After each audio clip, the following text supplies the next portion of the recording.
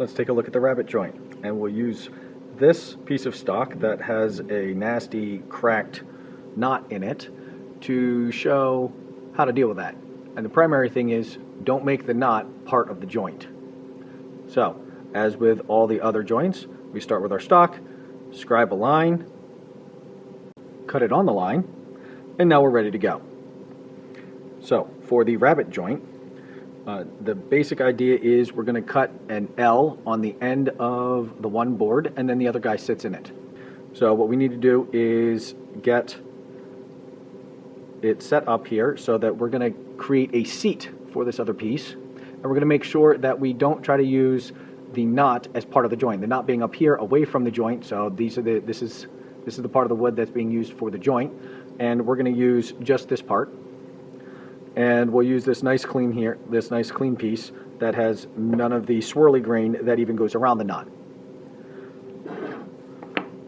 So what we want to do is sit our one piece on top of the other piece. So we put our piece down on the workbench and set the other guy on it, and we want to get it flush on the back side.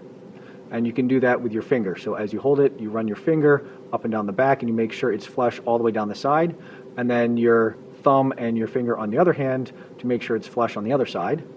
And once you've done that, you can scribe a line across the top here like so, and this should be 3/4 of an inch from the end, but because this wood is not guaranteed to be 3/4 of an inch, it usually is, but it's not always, this will fit with this piece of wood. Now we want to make a seat that is halfway down, so now we're going to take our square and measure using this line around the end down 3/8 of an inch, which is halfway. So set this guy up here, use the end, measure down 3/8 of an inch, come over to the end, measure down 3/8 of an inch and put a dot. Now we have these two dots here, and we're going to connect the dots. Now doing it this way guarantees that this line is going to be, well, as long as we connect the dots properly, guarantees that this line will be parallel with this top edge and the bottom edge. And it should be right smack in the middle between the two faces, between the top face, well, what's going to become the top face and the bottom face. And we're going to do the same thing on the other side, making sure that we measure down from the same face.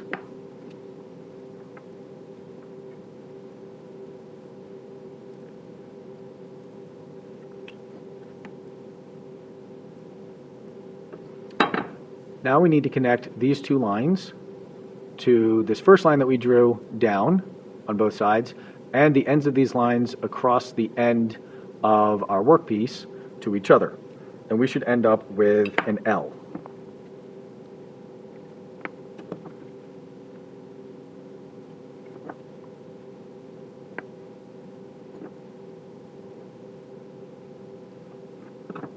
All right, once we've done our layout and we have these lines, and it really should just be one line that wraps itself around, and on the one direction we have a backwards L, and on the other direction we have a forwards L, and this guy is exactly down the middle of the end here, just like this guy is down the middle of this edge and this edge, and we can mark off our waist.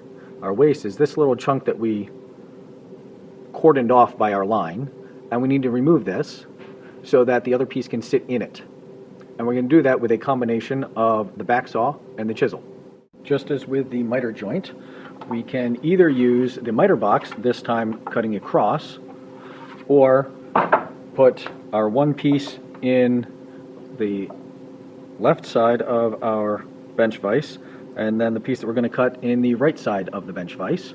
In either case, you need to be very aware of how deep you're cutting into your wood, because you need to not cross any lines. Don't go below the floor here, don't go below the floor here, and don't cross the wall here. Remember, the pencil marks that you made, they are part of your workpiece. They are not waste. So you're cutting on the waist side of the line, and you're going to cut down to the floor on this side and down to the floor on this side, right up against the shoulder, and then that will protect this part of our workpiece from getting split when we start working with a chisel to pare out the floor.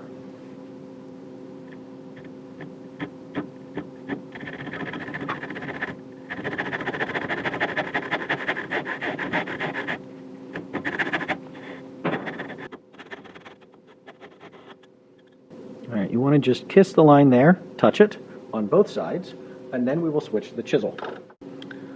By sawing down here, what we've done is separate this chunk of wood from the rest of our workpiece on these fibers so we can pop this guy off. Now, the wood fibers are not guaranteed to be running parallel. They might be curving in one direction or the other direction. So if we take our chisel and we come all the way down to our line from the very beginning and try to pop this thing off, if the wood fibers, if the grain is curving down into here, we're going to lose more than we want to, and we're going to end up going below the floor. So we're going to need to pop off a little bit at a time and work our way down to the line, and then when we get close, we'll pare off the rest to create a nice floor.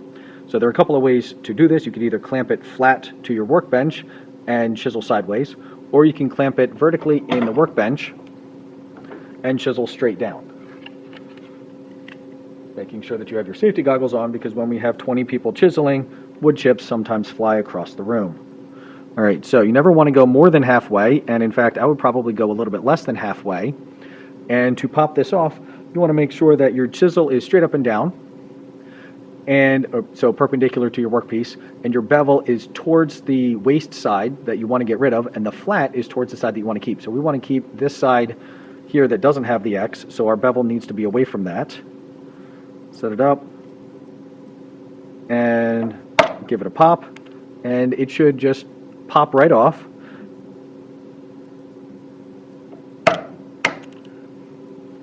And then we're going to do that a couple of times to work our way down towards the line and get close to the line.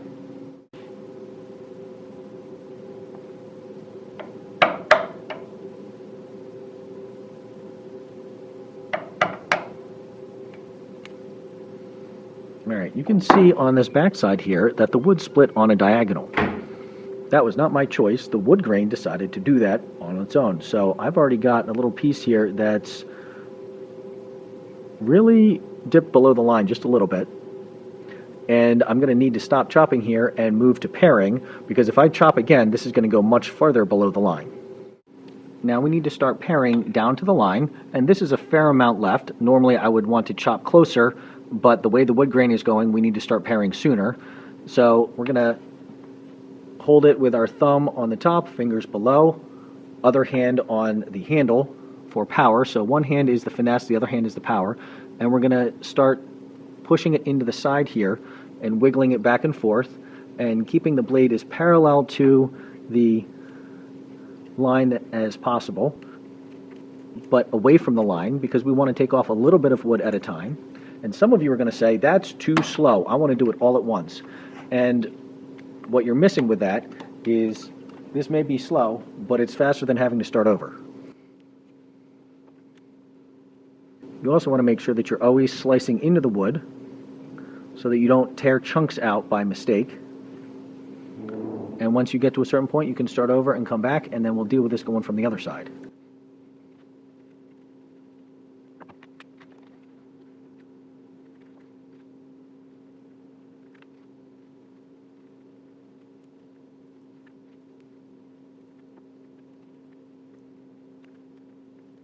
Now what do you do if you didn't slice down far enough with the saw?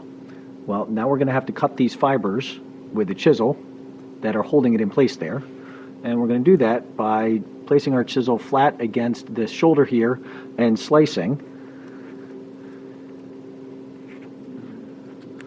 so that we can pull these guys off and not split further in to our workpiece that we want to keep. Once you've sliced down to your line here and you have it flat across, or pretty flat across, you can start testing with the other half of the stock that you cut off and look for gaps and look for lack of square, because we want this guy to be square. So we're going to put this guy here and see if there's any overhang, and there is. I'm going to need to get rid of these fuzzies. These fuzzies at the back here are pushing it out so that it's not flush on the back. And we also need to look at square and gappiness here, and you can see that there's a little bit extra of wood on the wrong side of the line here that is going to have to go, and we're going to use the chisel for that as well. Alright, to get rid of these fuzzies on the shoulder here, I'm going to put the flat part of the chisel up against the shoulder and just and angle it so it's not straight down, but it's angled slightly. And just run it along the back. And then we can clear out by going across the grain. You don't want to push your finger into the grain, that's how you get splinters. Go across the grain to get rid of that. And then we can test out this fit again and see that we have ever so slightly a little bit of overhang. And that little bit of overhang is the result of this little bit over here. So we're going to need to take our chisel and chop that back to the line, and this is small enough that we can go right up next to the line. And as we did in the chisel lab, fingers go on the back side of the line, thumb goes on the bevel side of the line. Notice that my finger is overhanging just a little bit because I'm going to put that down first, and then that will help me position the chisel exactly where I want it to go. We're going to need to chop straight down, so when you get this chisel in here, it needs to be perfectly perpendicular to the workpiece.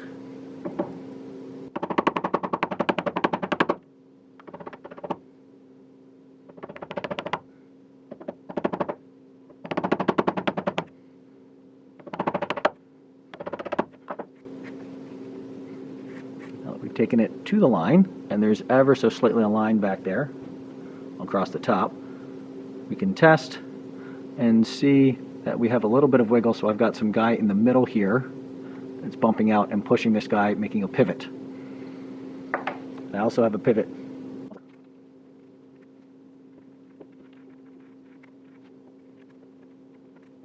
seated farther back, and I don't feel the same pivot that I had before.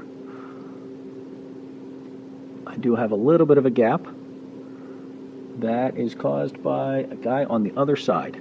So you see a little bit of a gap on this side. It's due to an extra fuzzy on the other side that I'm going to get rid of. And then we're ready to glue it up, and we're going to need 2 clamps this time to make sure that we have proper seating, getting pressed down into the face, from the end into the face of this guy, and then from this end into the face of this guy. As with the other glue ups, we're going to want to have our paper so that we don't accidentally glue our joint to the tabletop, glue, square, and in this case 2 clamps, one to push it this way and one to push it this way. So we're going to put our glue on our end here, spread it, let that puppy sit for a little bit, and then put a little bit of glue because we want to make sure that we get it into this corner and on this end grain as well. Fill in any gaps that might be created by a chisel that's less than perfectly sharp, or wood grains that mushed. Once we have this all spread out, we're going to press it in there, having our 2 clamps ready to go. So one clamp is going to go this way, and our other clamp is going to go that way. And we want to seat this guy square and flush. So you're going to use your fingers to get that guy square that direction, and squeeze out needs to go because we don't want to glue the clamps to our workpiece. But that's why they have these pads.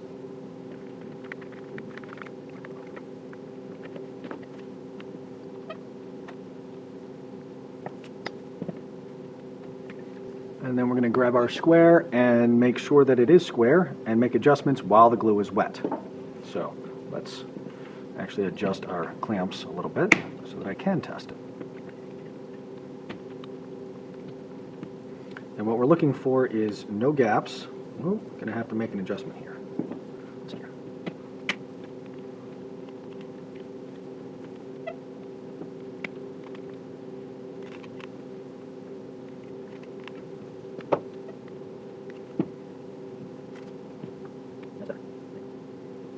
Once you have it clamped and square,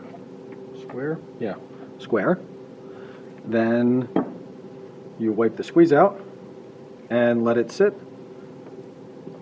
probably in your locker, till the glue is set.